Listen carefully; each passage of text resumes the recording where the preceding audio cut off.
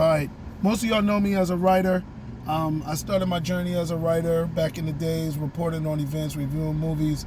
But my creative journey started as a filmmaker. Before I wrote science fiction books, before I did comic books, I did 2 movies. One, Holla If I Kill You, was my first movie. The second one is Gold Digger Killer. And I recently got back into making movies again after writing 12 science fiction books and about 4 or 5 nonfiction books, and doing 2 comic books, really, and about a few comic strips and a couple of short stories. But now I'm back to doing film, and I've been talking to people about film, and now I have this ability to compare it to publishing and in the comic book world. Okay, now comic book world, I haven't really gotten a major or minor comic book publishing deal, but indie comics are a lot more accepted than probably indie books and indie film. Okay, so I'm able to talk from a different area in the comic book world. Now, in terms of the film world, today I wanted to talk about a question that I was posed, which was kind of in the different roles that it takes to make a film, which is the most important. Now, I swear, you look at some of my earlier blogs, I've definitely dealt with this topic before, indirectly and maybe even directly, because I don't organize all of my blogs, and maybe I should one day. But I just throw these things up here, kind of whatever comes to my mind, that's what I'm going to talk about, right? So I was asked which of the roles in a film production is most important. Probably the biggest roles we're talking about: writer, director, sound, lighting, right? What else? Editor, actor, right? I'm going to throw in another one because it deals with what I really bring to the table, and I'm going to illustrate it to you. And that is line producer, producer. I mean, you can throw casting in there, you can throw sound,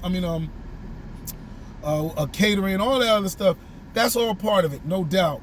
But the producer, the line producer, is probably one of the unsung heroes of a film production. And to me, that's what makes my, that's one of my strongest areas. I love my film screenplays. I love my,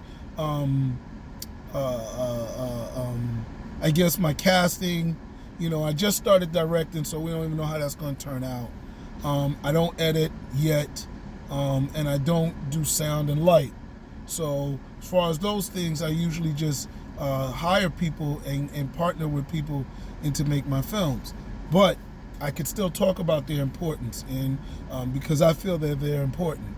However, I don't get into the which one is more important conversation. What I really like to talk about, or how I divide it up, is to say, let's put them in order of importance, right? So,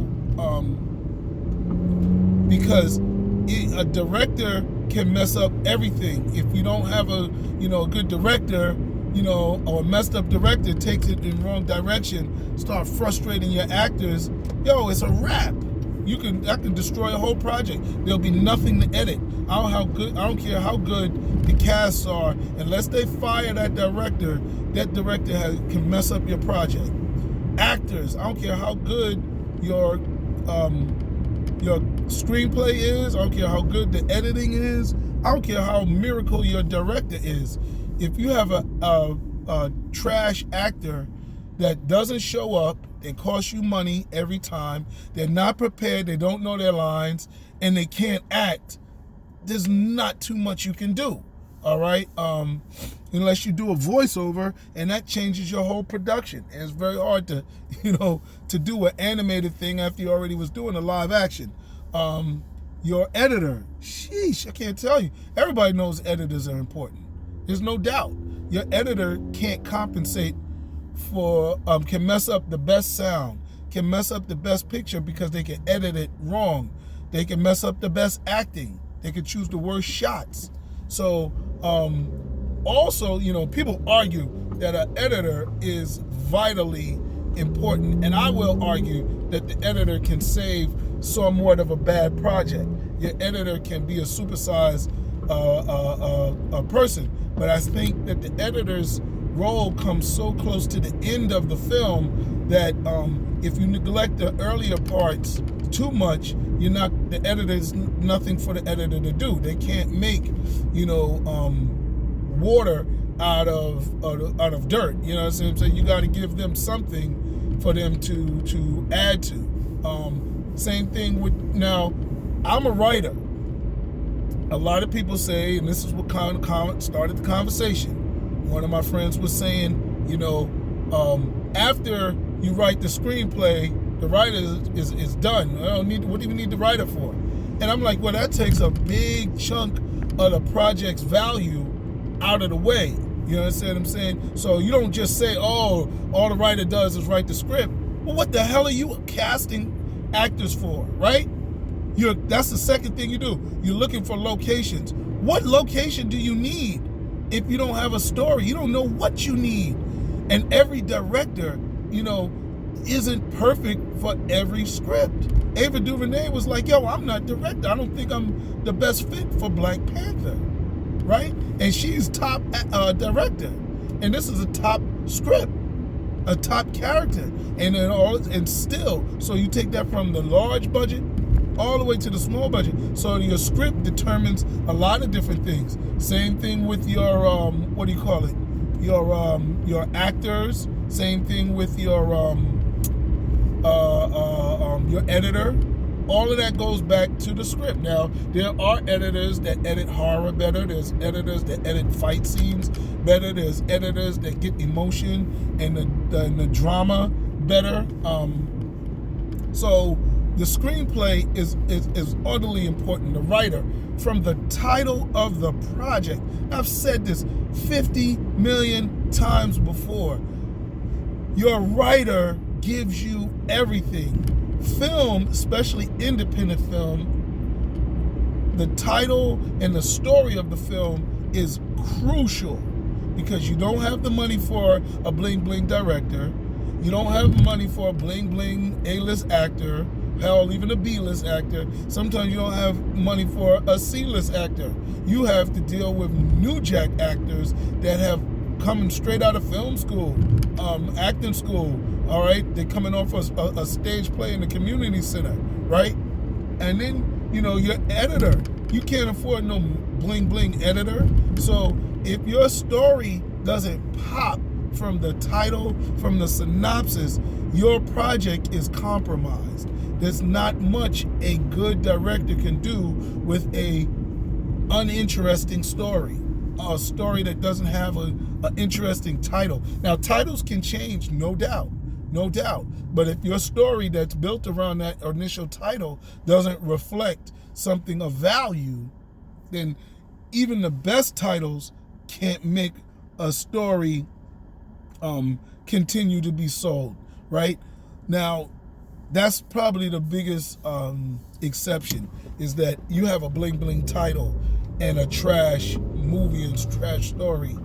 It still may still get bought, and it may get trashed in the theaters, trashed online. But to be honest, a lot of film, especially low budget, micro budget, title is all you got. And you could sell $10,000 on a good title as long as it's a film, and people's pimping it right now. You go to not $10,000, but 10,000 copies. You go to Walmart right now and you get what is it, The Nun, and then they had the Bad Nun. People don't go online to see the trailers when they're at Walmart. They just going by the title and the artwork, and then they go home and they look at it. Wow.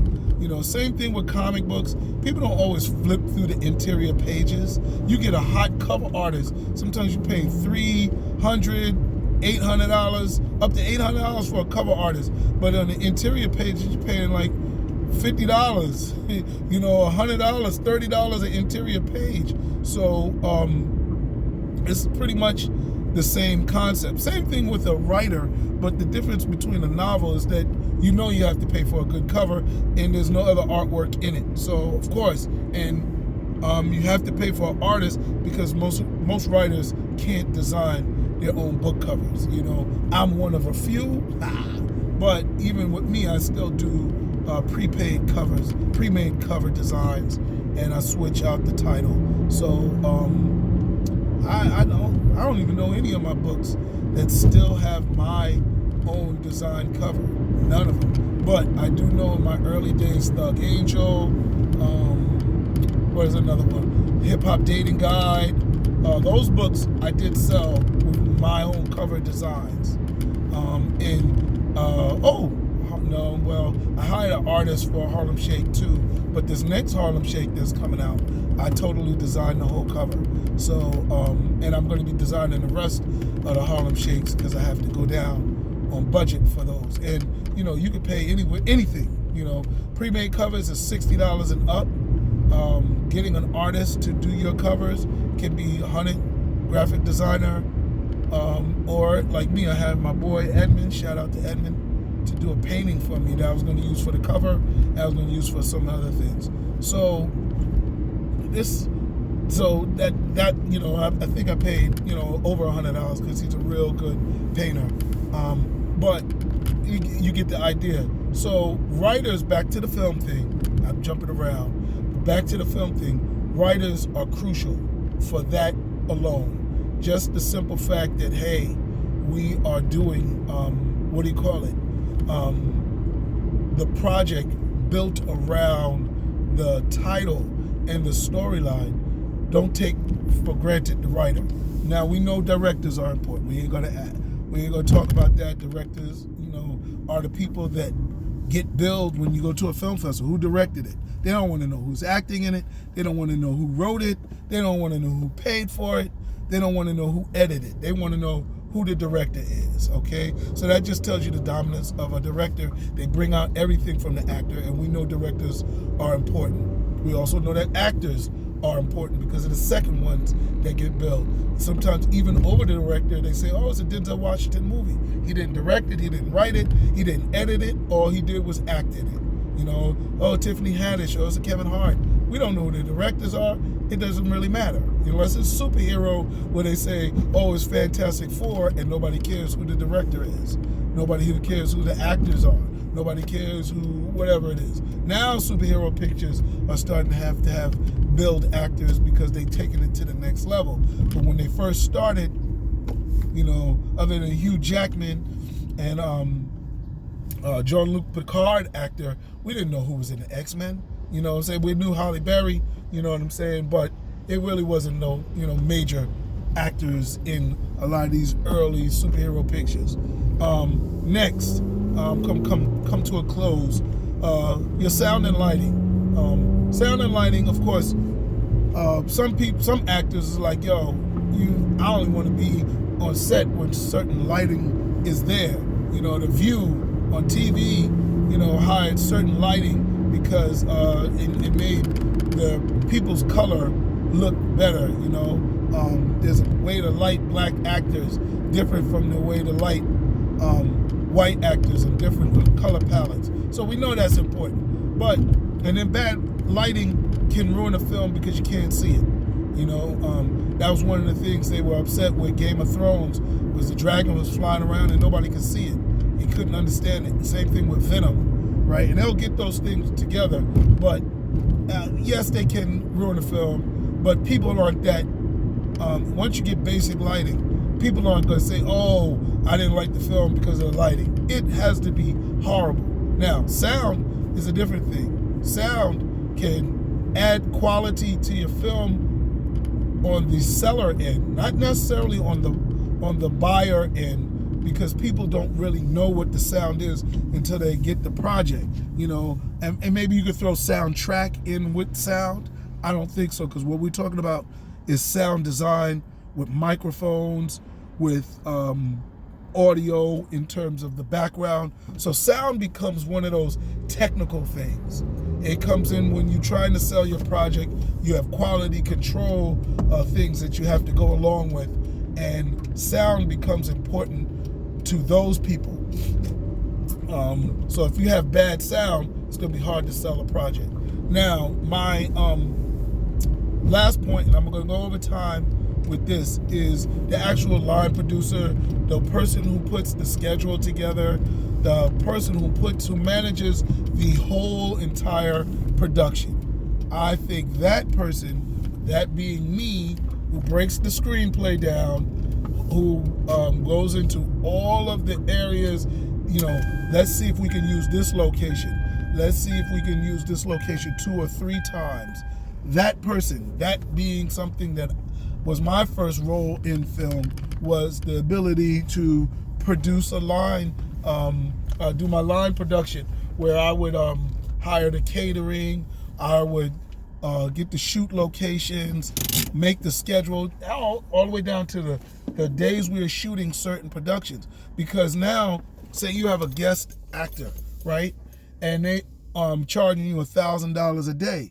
If you can get all their shoots and their scenes in one day, you don't have to pay for $1,000. But if you shooting half a scene a day, it's almost like sometimes people want to shoot the movie in chronological order. Sometimes that's not cost effective. So you have to shoot it out of order. Sometimes you have to say, yo, we're going to use this location this day. So I only have to pay for the location once.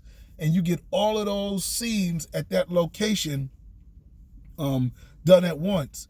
So that's, where the line producer comes in. And I'm going to throw in casting, right? Because casting isn't necessarily working with the cast after they get casted. Casting is understanding, who are you casting?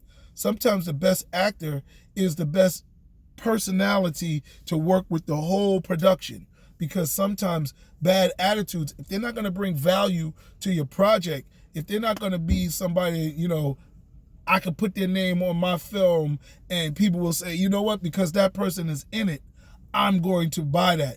If you don't make the other, if you're not like, if you're not like, I don't know, I love to say LeBron James, but if you don't make the other players on your team better, you don't make the other actors better, and you bring people down, you're a liability. I don't care how appropriate you are for the character, unless you look like Tupac, and we really are making a Tupac picture, you don't have a monopoly in any of my productions. Your work schedule is irrelevant, because my project is more important than that. So choosing the right cast is vitally and utterly important. Now, making flexibility for your cast comes back to writing.